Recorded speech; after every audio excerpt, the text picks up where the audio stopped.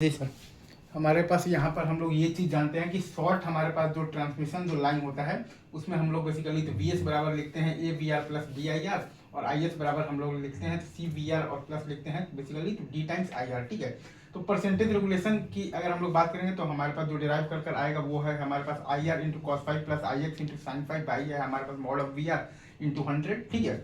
ये आएगा हमारे पास फॉर्मूला। तो इसमें हम लोग देखेंगे कि जब रेगुलेशन जीरो होगा तो tan फाइव का वैल्यू होगा minus of the R by X, और आपके पास cos फाइव होगा x by under of the R square plus X square, वो लीडिंग है। और जब रेगुलेशन हमारे पास जब मैक्सिमम होगा तो उस टाइम पर लैगिंग आएगा और tan फाइव आएगा हमारे पास x बाई आर, और cos फाइव आएगा हमारे पास r by under of the R square plus X square. ठीक है, बाकी हम जानते हैं कि हमारे पास बेसिकली जो परसेंटेज इफिशियंसी आता है वो आता है हमारे पास basically p by P plus 3 times I, मतलब कि स्क्वायर आर इंटू 100। ठीक है, और बाकी ये तो परसेंटेज रेगुलेशन जानते ही है कि V R no load minus V R full load by V R full load into 100।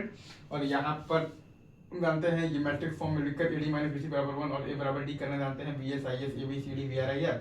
और ए डी माइनस हमारे पास बी सी बराबर मतलब वन मतलब ये आता है और ए बराबर डी आता है। तो परसेंटेज रेगुलेशन है हमारे पास V R no load minus V R और बाई है हमारे पास वी आर इंटू 100। तो वी आर जो नो लोड को लिख सकते हैं V S by A minus V R और बाई वी आर इंटू 100, तो वो आ जाएगा V S minus V R और बाई है हमारे पास वी आर इंटू 100। तो एक हमारे पास केवीएल से आ जाएगा वी एस बराबर वी आर और प्लस आ जाएगा जेड टाइम्स आई आर, और एक आ जाएगा हमारे पास आई एस बराबर आई आर। तो ए बराबर 1 है, बी बराबर जेड है, और सी बराबर 0 है, और डी बराबर है हमारे पास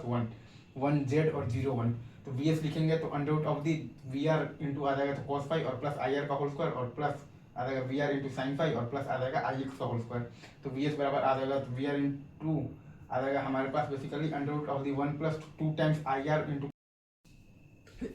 कॉस फाइव, और बाई आ जाएगा हमारे पास वी आर और प्लस आ जाएगा 2 times I X into sine five, और बाई आ जाएगा हमारे पास वी आर और प्लस आ जाएगा I square into R square और प्लस एक्स मतलब कि स्क्वायर, और बाई आ जाएगा वी आर का स्क्वायर। तो वी एस बराबर आ जाएगा वी आर और plus I R into cos five plus I X into आ जाएगा साइन फाइव, और वी एस माइनस अगर हम लोग तो वी आर देखेंगे तो वो आ जाएगा हमारे पास I R into cos five और प्लस आ जाएगा आई एक्स इंटू आ जाएगा साइन फाइव। तो रेगुलेशन की बात करेंगे तो आई R into cos five plus I X into sine five, और बाई आ जाएगा वी आर